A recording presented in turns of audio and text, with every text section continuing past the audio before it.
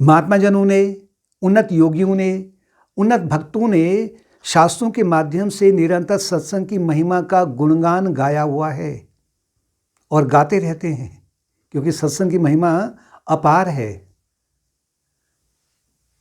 सत्संग के माध्यम से चाहे वो अगर कोई गृहस्थ हो, अपने गृहस्थ जीवन में व्यस्त हो, अगर उसने सत्संग का सहारा लिया है तो उसकी जो उलझनें हैं वो दूर होने लग जाती हैं।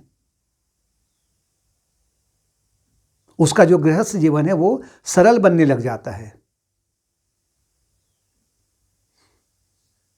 उनके लिए चाहे वो गृहस्थ क्यों न हो, चाहे कोई साधक क्यों न हो, चाहे संघर्षरत जिज्ञासु क्यों न हो, या उन्नत योगी भी क्यों न हो, जिन्होंने अभी उस ऊंचाई को नहीं छुआ है, उनके लिए सत्संग एक ऐसा महत्वपूर्ण उपाय बन जाता है, या औषधि बन जाती कहें, या प्रेरणा बन जाती है, कि जिससे कि वो संसार के खोखलेपन की चकाचौंध से उनको बचा देती है। क्योंकि चारों ओर जो है ना, भौतिकता की चकाचौंध फैली हुई है, बड़े बड़े प्रलोभन आ जाते हैं। सत्संग क्या है? सत्संग वो है कि जहाँ या तो जीवंत सत्संग हो किसी योगी के माध्यम से, जहाँ पर भक्ति है, ज्ञान है, ध्यान है, सेवा है, या इसी तरह के जो अन्य साधन हैं, इनका जहाँ गुणगान होता है, वो सत्संग का प्रतीक है। अगर कोई अपने दिनचर्या के कार्य में अगर वो व्यस्त भी क्यों न हो, वो उसमें अपने आप को व्यस्त रखना चाहता है, चाहे कोई भी उसका कार्य हो, उसके लिए सत्संग बहुत महत्वपूर्ण है। उसके मार्ग को आसान कर देती है। चाहे कोई साधक क्यों न हो, चाहे कोई संन्यास मार्ग का पालन करने वाला क्यों न हो, या उसे अपनाना चाहते हों, उनके लिए भी सत्संग एक महान प्रेरणा का स्रोत बन जाता है। अगर कोई वेदांत की शिक्षा में पारंगत होना चाहता है, उसके लिए भी सत्संग महान औषधि है। अपनी कृपा को उड़ेल देती है। जो आध्यात्मिक मार्ग में उन्नत होना चाहते हैं, अति उन्नत होना चाहते हैं, जो ज्ञान मार्ग में उन्नत होना चाहते हैं, उनके लिए भी सत्संग एक महान सहायता प्रदान कर देता है।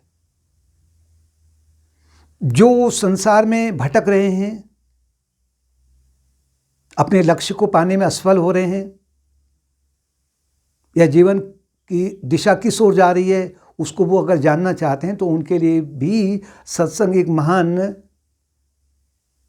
मार्गदर्शन प्राप्त करा देता है। लेकिन आरंभ में सत्संग में अधिकांश लोगों को रुचि नहीं होती है, क्योंकि उन्हें संसार की चकाचौंध अपनी ओर खींच ले जाती है।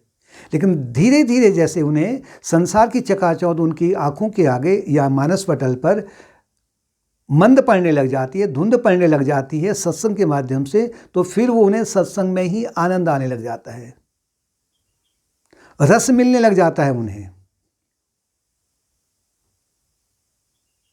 जो महान हमारे योगी जन हैं, जिन्होंने अपने अथक प्रयास से आध्यात्मिक मार्ग की ऊंचाई को छुआ है, वो भी यही चाहते हैं। वो लोक संग्रह के माध्यम से, भगवान कृष्ण ने कहा है ना, लोक संग्रह में वापी। लोक संग्रह का तात्पर्य है कि जो आध्यात्मिक ज्ञान है उसको लोगों में बांटना, कि जिससे कि वो जो भटक रहे हैं उनको एक सुरक्षित नौका में बिठा करके, भगवत कृपा की नौका में बिठा करके उन्हें भवसागर से पार करा दिया जाए। या फिर वो अगर वो संसार में भी अगर एक उन्नत जीवन जीना चाहते हैं, तो उनके लिए भी वो चाहते हैं कि हम इस मार्ग को, या जो सत्संग है, इसको निरंतर इसका विस्तार करते रहें। जो हमारे पास में है उसको हम उड़ेलते रहें, यानी कि औरों की सहायता करते रहें, और ये सबसे महान सहायता है।